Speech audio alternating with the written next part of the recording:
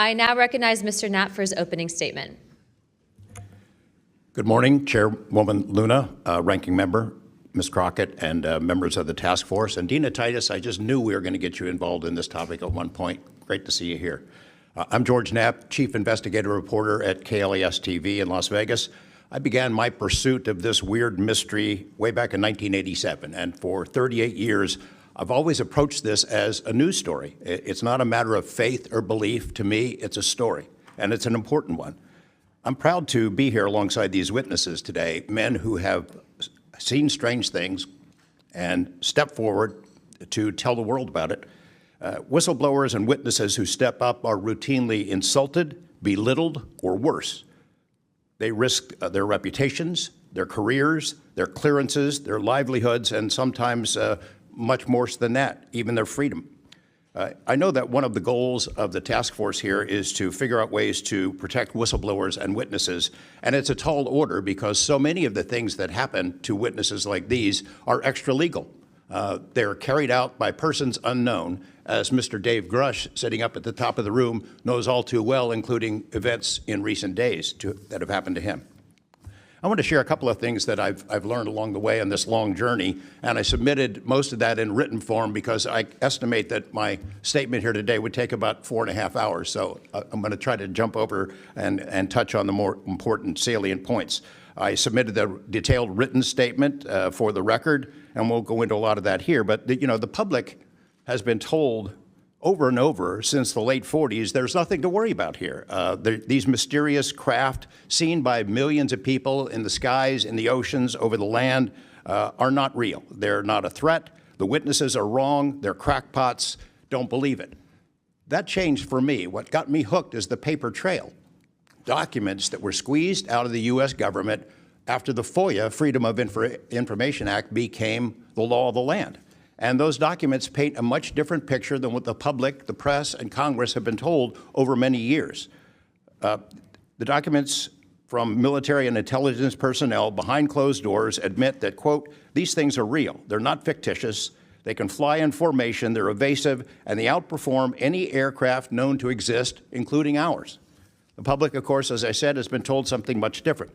Back in 1989, I reported about a guy named Bob Lazar, who claimed that he worked at a facility dubbed S4 out in the Nevada desert, very near to Area 51. He said he was part of a reverse engineering program.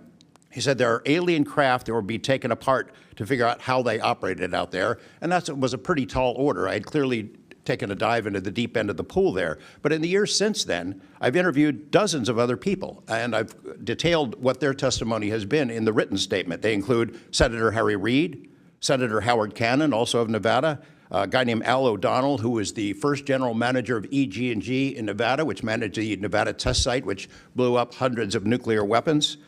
There's a guy named Dr. James Lakatsky, who was a career scientist with the Defense Intelligence Agency, who was the guy who initiated a program called AAWSAP, Advanced Aerospace Weapons Systems Application Program, which is, as far as we know, the largest acknowledged UFO program ever funded by the U.S. government, which put together an amazing pile of information that members of this committee and the world, most of which have never seen. The DIA still hasn't released 95% of what was prepared by that program at a cost of millions and millions of dollars. The one name I do want to bring up in this session, though, is Robert Bigelow. So looking into the idea of crash retrievals and reverse engineering, while AAWSAP, that program, was active, the DIA's contractor, Robert Bigelow of Las Vegas, made a bold attempt to acquire physical proof of UFO crashes. It's been widely reported and suspected that Lockheed Martin is one of the contractors, the defense contractors, that has held this stuff, stored it away in secrecy, and tried to figure out how it works. I have confirmed on the record that Robert Bigelow and a trusted colleague from AAWSAP met with and negotiated with senior executives at Lockheed Martin and hammered out a deal wherein Bigelow's company, Bass, would receive a quantity of unusual material that had been stashed away and protected at a facility in California. That material was not made here. I want to move on now to the Russia files, because that was going to be sort of the central impetus of what I was going to talk to you about today. Back in the early 90s, I got into Russia, met with a number of their defense officials, Ministry of Defense and others, who confirmed for me that Russia had been doing the same thing that the United States had been doing, that is, secretly studying UFOs while publicly saying something completely different. The documents and interviews that I obtained and have now shared with this task force show that the USSR launched what is almost certainly the largest UFO UAP investigation in the world. The first phase of that was an order was sent out to the entire USSR military empire that every unit, you see anything strange in the sky, a craft, an orb, something unusual, you had to gather all the evidence, collect testimony from the witnesses, look for physical evidence, and all of that information went into one program at the Ministry of Defense.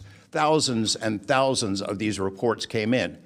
A lot of them were first routed to the KGB, but then back to another program that came after this collection effort called Thread 3. And Thread 3 was an analysis program. We have provided to the committee the documents of what they were trying to do, and essentially they were trying to build their own UFOs.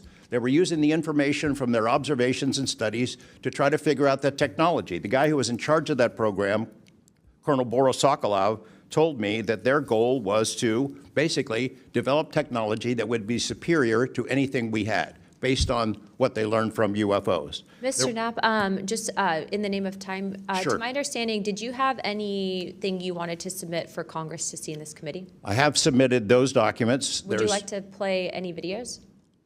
Do you have a video that you would like to play? I don't think it's for me to play. No, that was for Alexander. Yeah, Alexander's video.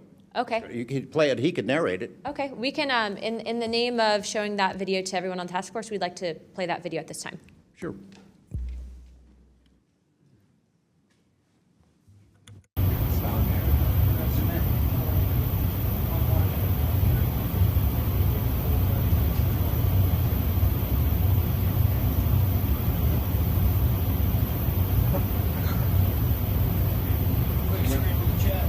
Wouldn't surprise you, I tell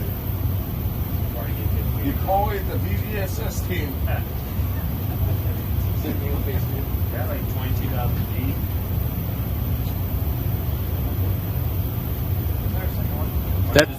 That shit took off earlier.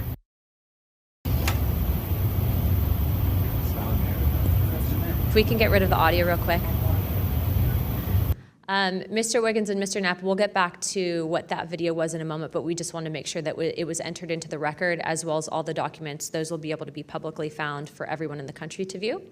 If we could, Mr. Knapp, we'll continue on the line of questioning, but I'm going to move on to Mr. Borland's opening statement.